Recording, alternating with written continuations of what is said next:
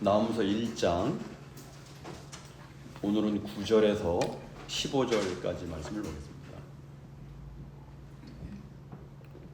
찾으셨으면 9절부터 같이 읽겠습니다. 시작.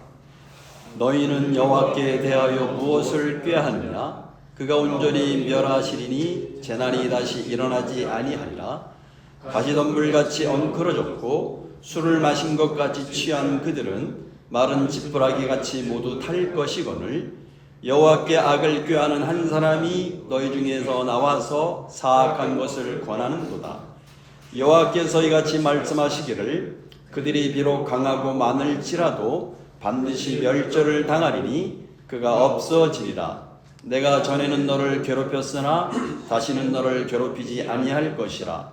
이제 내게 지은 그의 멍에를 내가 깨뜨리고 내 결박을 끊으리라. 나 여호와가 내게 대하여 명령하였나니 내 이름이 다시는 전파되지 않을 것이라. 내가 내 신들의 집에서 새긴 우상과 부은 우상을 멸절하며 내 무덤을 준비하리니 이는 내가 쓸모없게 되었습니다. 볼지어다 아름다운 소식을 알리고 화평을 전하는 자의 발이 산 위에 있도다. 유다야 내 절기를 지키고 내 소원을 갚을지어다. 악인이 진멸되었으니 그가 다시는 내 가운데로 통행하지 아니하리로다 하시니라. 아멘. 예, 저희가 나홈서를 공부하고 있는데요. 나홈서의 내용은 아수르, 그러니까 니느웨의 멸망에 대한 선포의 말씀입니다. 오늘 말씀은 니느웨에 대한 심판과 더불어 유다의 구원에 대해서 말씀을 합니다. 그동안에 유다를 괴롭혀왔던 이 아수르가 하나님의 심판으로 말미암아 멸망을 당한과 동시에 유다의 평화의 소식이 전해지는 그런 말씀을 합니다. 다시 9절을 보니까 너희는 여호와께 대하여 무엇을 꾀하느냐? 그가 온전히 멸하시리니 재난이 다시 일어나지 아니하리라고 말씀합니다. 나홈 선지자는 아수르가 남유다를 침략하려고 괴락을 꾸미는 것을 이스라엘의 하나님 여호와를 향한 계략으로 간주합니다. 그래서 아수르가 다시는 이러한 하나님과 하나님의 언약 백성인 이스라엘을 향한 악한 괴락을 꾸미지 못하도록 온전히 멸하실 것이다 라고 선언을 합니다. 그리고 재난이 다시 일어나지 아니할 것이다 라고 말씀하심으로써 아수르가 완전히 멸망해서 다시는 남유다를 침략하는 일이 없을 것이다 라고 말씀합니다. 그래서 10절을 보니까 가시덤불같이 엉클어졌고 술을 마신 것 같이 취한 그들은 마른 지푸라기 같이 모두 탈 것이다 라고 말씀합니다. 여기 엉클어진 가시덤불은 보통 가시덤불은 농작물을 이렇게 망치는 그런 존재죠. 그러니까 어떻게 보면 무가치한 존재라는 것을 여기서 강조하고 있고, 또 술을 마신 것 같이 취했다는 말은 그들이 도덕적으로 윤리적으로 방탕한 모습을 이야기하고 있고, 마른 지푸라기 같이 모두 탈 것이다 이렇게 말씀하시는 것은 그들이 굉장히 강한 것처럼 보이지만 사실은 작은 불에도 쉽게 불타버리는 무기력하고 무가치한 존재라는 의미로서 장차 흔적도 없이 모두 탈 것이다 라고 말씀을 하시는 겁니다. 11절을 보십시오. 여호와께 악을 꾀하는 한 사람이 너희 중에서 나와서 사악한 것을 권하는도다 라고 말합니다. 여기 사악한 것이라는 말이 사실은 벨리알을 이렇게 얘기합니다. 벨리알은 사도 바울이 그리스도를 대적하는 사단의 별명으로 부르고 있는데, 본문에서 이 사악한 것, 이 벨리알이 본문에서는 남유다를 멸망 직전까지 몰아갔던 아수르 왕인 산헤립으로 봅니다. 그는 남유다를 침략해서 멸망시키기 위해서 사악한 것, 즉 악한 괴락을 모의를 했습니다. 열왕기하 19장 20절 이하에 보니까 이런 얘기입니다. 아모스의 아들 이사야가 히스기야에게 보내어 이르되 이스라엘 하나님 여호와의 말씀이 네가 아수르 왕 산헤립 때문에 내가 기도하는 것을 내가 들었노라 하셨나이다. 여호와께서 아수르 왕에게 대하여 이같이 말씀하시기를 처녀딸 시온이 너를 멸시하며 너를 비웃었으며 딸 예루살렘이 너를 향하여 머리를 흔들었느니라. 네가 누구를 꾸짖었으며 비방하였느냐? 누구를 향하여 소리를 높였으며 눈을 높이 떴느냐? 이스라엘의 거룩한 자에게 그리하였도다. 이렇게 얘기합니다. 아수르 왕 산헤립이 남유다를 쳐들어와서는 얼마나 교만한지 자기들이 정복한 나라들의 신들이 그 나라를 구원하지 못한다고 하면서 유다를 향해서 항복하라고 얘기합니다. 그런데 하나님은 그런 행위가 이스라엘의 거룩한 자에 대한 하나님에 대한 대적이요 교만이라고 말씀합니다. 그리고 그들을 하나님께서 물리치신데 그 이유는 다윗을 위해서 그렇게 하시겠다라고 말씀합니다. 그래서 다윗과 맺으신 언약 때문에 성을 보호하시기 위해서 어떻게 하셨는가 하면 열왕기에 보면 여호와의 사자가 나와서 하룻밤 사이에 아수르 군대 18명 5천 명을 다 죽여버리고 송장으로 만들어버리고 산헤립은 패배를 해서 아수르로 돌아가서 그가 믿는 신인 니스럭 묘에 경배를 하다가 자기 신하에서 살해를 하면서 죽게 됩니다.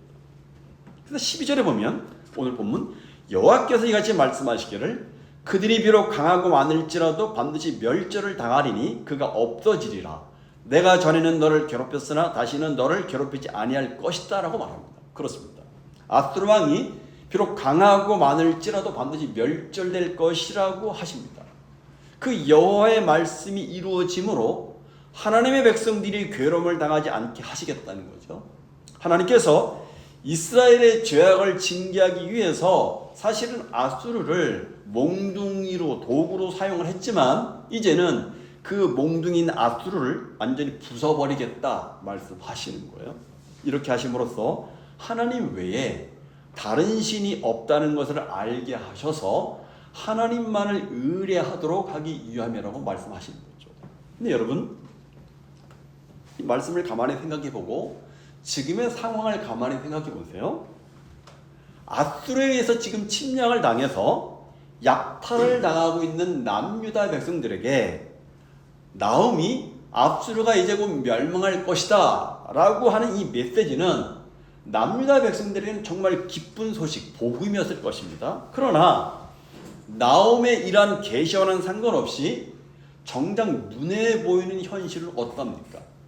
남유다 백성들이 처한 상황은 어땠습니까? 여전히 아수르는 강한 나라입니다. 도무지 무너질 것 같지 않게 느껴지는 거예요. 12절의 말씀처럼 그들이 여전히 강하고 많습니다. 그러게 현실적으로 보기에는 나음의 말씀이 마음에 깊이 와닿지 않는 거예요.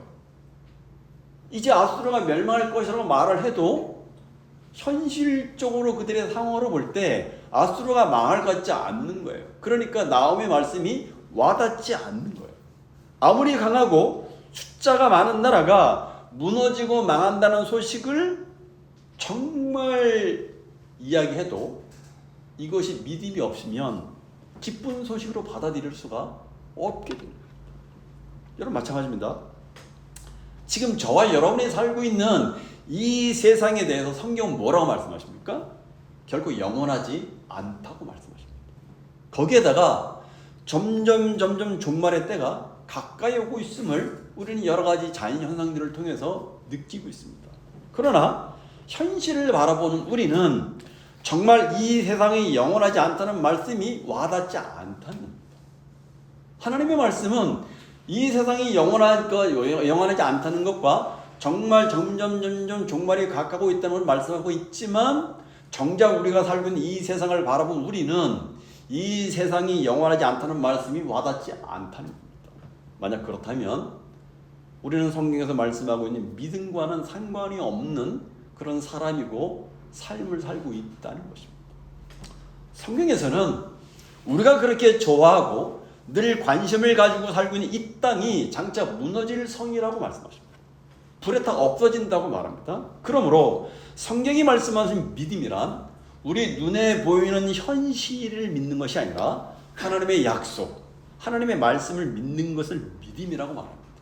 그런데 우리는 살아가면서 이렇게 경험하고 있고 또한 살려고 하는 이 세상은 다 눈에 보이는 세상입니다. 그러나 사도 바울은 로마서 8장 24절 이하에서 이렇게 얘기합니다. 우리가 소망으로 구원을 얻었음에 보이는 소망이 아니니 보는 것을 누가 바라리요. 만일 우리가 보지 못하는 것을 바라면 참음으로 기다릴지니라라고 말합니다. 그래서 믿음이란 눈에 보이는 것을 바라고 기대하지 않는다는 것입니다. 그러면 지금 앗수에게 괴롭힘을 당하고 있는 이스라엘 백성들이 무엇을 소망하고 믿어야 됩니까? 나음 선지자가 전하는 이 묵시의 계시의 말씀을 믿어야죠. 그렇죠? 현실의 상황은 아닌 것 같은데 나음 선지자의 말씀을, 하나님의 말씀을, 계시의 말씀을 받아들여야 합니다. 눈에 보이는 앗수르가 너무나 강하고 너무나 많아서 도무지 무너지지 아니할 것 같지만 하나님의 말씀은 반드시 성취될 것이라는 사실을 믿는 사람에게는 앗수르가 망한다는 소식이 기쁜 소식이 되는 거예요. 근데 그게 안 믿어지면 기쁜 소식이 안 되는 거죠. 우리도 마찬가지입니다. 비록 이 세상에 살고 있지만 하나님의 말씀을 믿고 믿음으로 바라보며 우리는 살아가야 되는 사람들이죠. 그러므로 지금 나의 삶과 주변에 일어나고 있는 크고 작은 모든 일들과 사건들에 관해서 나의 믿음의 눈으로 바라보고 내가 해석을 하고 있는지 우리의 모습을 한번 돌아봐야 됩니다. 10절을 보십시오. 이제 내게 지운 그의 멍에를 내가 깨트리고 내 결박을 끊으리라 라고. 그렇습니다. 하나님께서 이제 이스라엘에게서 그들의 멍에를 꺾어버리고 그들을 묶는 사슬을 끊으실 것이라고 말씀하십니다. 이제 여호와를 대적하는 무리들이 멸망을 당한 이후에 하나님의 백성들은 위로와 위안을 받게 될 것을 말씀하고 있습니다. 그런데 이 약속의 말씀은 12절 상반절에 보면 여호와께서 이같이 말씀하시기를 이라고 문구가 시작되고 있습니다. 이것은 그동안에 어느 누구도 침략도 받아본 적이 없는 초강대국인 앗수르와 그 수도 니느웨에 대해 선포하신 이 경고의 메시지가 반드시 성취될 것임을 강조하고 있는 거예요. 여호와께서 이같이 말씀하시기를, 하나님이 말씀하시기 때문에 그 말씀은 반드시 성취가 되는 거죠. 실제로 앗수르의 마지막 왕이었던 앗수르 바니팔은 애굽을 정복한 이후에 유다 왕 므낫세에게 조공을 요구합니다. 남유다는 앗수르의 속국처럼 그 당시 조공도 바치고 굴욕적인 일을 겪어야만 했습니다. 북이스라엘 멸망 이후에 더욱더 강력하게 남유다를 압박하고 시기야 왕 때는 남유다가 멸망 직전까지 갔습니다. 그러나 이제 하나님께서 앗수르를 멸망시킴으로써 남유다가 치고 있던 그 모든 멍에를 깨뜨리시고 결박을 끊으심으로 자유하게 하실 것이라고 선포하고 있습니다. 14절을 보십시오. 같이 읽어보겠습니다. 시작. 나 여호와가 내게 대하여 명령하였니 내 이름이 다시는 전파되지 않을 것이다. 내가 내 신들의 집에서 새긴 우상과 부은 우상을 멸절하며 내 무덤을 준비하리니 이는 내가 쓸모없게 되었습니다. 학자들의 연구 결과에 의하면 니느웨 여신이었던 이시달의 신상이 니느웨에 파괴된 잔재들 속에 머리가 잘린 채로 나뒹굴었다. 그렇게 조사가 나왔습니다. 이 예언이 에스겔서 32장 22절 23절에서 성취되었음을 보게 됩니다. 제가 읽어드릴게요. 에스겔 32장 22절이니까 거기에 앗수르와 그 온 무리가 있으며 다 죽임을 당하여 칼에 엎드려진지라. 그 무덤이 사방에 있도다. 그 무덤이 구멍이 깊은 곳에 만들어졌고 그 무리가 그 무덤 사방에 있으며 그들은 다 죽임을 당하여 칼에 엎드려진 자, 곧 생존하는 사람들 세상에서 사람을 두렵게 하던 자로다 라고 에스겔은 얘기합니다. 앗수르 군대가 다 죽임을 당하여 그들의 무덤이 사방에 있다고 얘기합니다. 앗수르의 무덤은 구덩이의 가장 깊은 밑바닥에 마련되었고 그 무덤의 둘레에는 앗수르의 군대가 묻혔는데 그들은 모두가 칼에 맞고 쓰러진 자들이고 칼에 찔려 죽은 전사자들인데 그들이 어떤 사람들이었습니까? 세상에서 살아있는 사람들에게 겁을 주던 자들이었다고 합니다. 그렇죠. 굉장히 겁을 주던, 그렇죠. 두려워. 근데 그들이 다 죽어서 무덤 속에 그냥 들어가 버린 거죠. 하나님은 앗수르에 대하여 명령하십니다. 그 이름이 다시는 전파되지 않을 것이고 그 신들과 우상에 대한 멸절될 것이라고 말씀하십니다. 하나님의 말씀을 듣는 대상인 앗수르는 그 당시에 크게 이름을 떨치던 강대국이었어요. 하지만 하나님께서 그들을 멸하실 때에는 내 이름이 다시는 전파되지 않을 것이라고 말씀하신 대로 흔적도 없이 사라질 것이라고 말씀하십니다. 마지막 15절 보십시오. 다시 읽어보죠. 시작. 볼지어다 아름다운 소식을 알리고 화평을 전하는 자의 발이 산 위에 있도다. 유다야 내 절기를 지키고 내 서원을 갚을지어다. 악인이 진멸되었으니 그가 다시는 내 가운데로 통행하지 아니하리로다 하시니라. 이 말씀은 그동안 유다를 괴롭혀서 앗수르가 하나님의 심판으로 말미암아 멸망함과 동시에 유다의 평화의 소식이 전해지는 이야기를 하고 있습니다. 여기에 아름다운 소식은 기쁜 소식입니다. 무려 100년 이상 이스라엘을 압제하던 앗수르의 멸망에 관한 그런 소식입니다.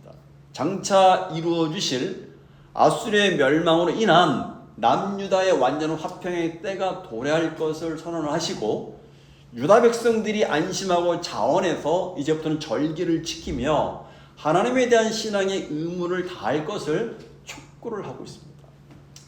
유다를 괴롭혔던 이 앗수르 니느웨가 물러가고 평화를 누리게 될 때에 뭐라고 말씀하시냐면 절기를 지키고 서원을 갚으라고 말씀하십니다.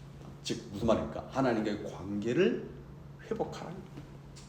여러분, 북이스라엘이 아수르에게 멸망을 당하고 유다도 아수르에게 고통을 당한 이유가 뭡니까? 근본적인 이유는 하나님을 바르게 섬기지 않고 우상을 숭배하고 하나님의 말씀을 듣기보다는 세속적인 가치관을 따라 살기 때문에 그래요. 그러나 이제는 바르게 그리고 제대로 온전히 하나님을 섬기라고 이야기합니다. 중요한 일입니다. 하나님과의 관계가 흐트러지면 모든 것이 흐트러지는 것의 출발과 마침점이 되고 하나님과의 바른 관계 회복은 모든 것을 바르게 하는 것의 출발과 마침이 됩니다. 그래서 이야기합니다. 너희가 그렇게 될 때 이제는 하나님과의 바른 관계 회복을 위해서 너희 부단히 애를 쓰라고 얘기합니다. 여러분, 신자인 우리에게 중요한 것은 현실에서 벌어지는 삶의 문제가 아닙니다. 물론 삶의 문제에서 우리가 자유로울 수는 없어요. 그렇죠? 우리가 육신을 입고 사는 동안에 이 세상에 사는 동안에 삶의 문제로부터 자유로울 수 없습니다. 하지만 그보다 중요한 것은 첫 번째로 하나님과의 바른 관계 회복이고 두 번째는 우리가 현실의 마음을 빼앗김으로써 하나님께서 이 세상에 자기 이름을 나타내시고 영광을 세우시는 어떤 심판의 때가 있다는 사실을 우리가 잊어서는 안 된다는 겁니다. 물론 여러분, 우리는 심판을 단지 믿지 않는 자를 지옥으로 보내는 것으로만 생각해서는 안 돼요. 심판은 하나님을 아는 자기 백성과 하나님의 백성이 아닌 자를 구분하는 날이고 하나님께 피한 자기 백성을 알아주심으로써 그들의 믿음이 헛된 것이 아니었음을 드러내는 날이 심판의 날이에요. 그러니까 믿음을 지키며 살았던 사람들이 너희 믿음이 참 옳았다라고 인정을 해주시는 날이 심판의 날이라는 것입니다. 왜 이것이 중요한가 하면 신자가 믿음으로 사는 것이 어리석은 것도 헛된 것도 아니라는 것이 심판날에 드러날 것이기 때문에 그렇다. 그러므로 우리의 시각을 현실에서 일하는 문제가 아니라 주님께로 향해야 됩니다. 앞에서 말씀드린 것처럼 우리 삶의 현실에 일하는 문제에 마음을 빼앗겨서 하나님의 뜻과 그분과의 바른 관계를 놓치지 않도록 우리는 늘 경계하면서 살아가야 됩니다. 오늘 말씀을 통해서 우리에게 주시는 이 교훈을 또 마음에 새기시기 바랍니다. 기도하겠습니다.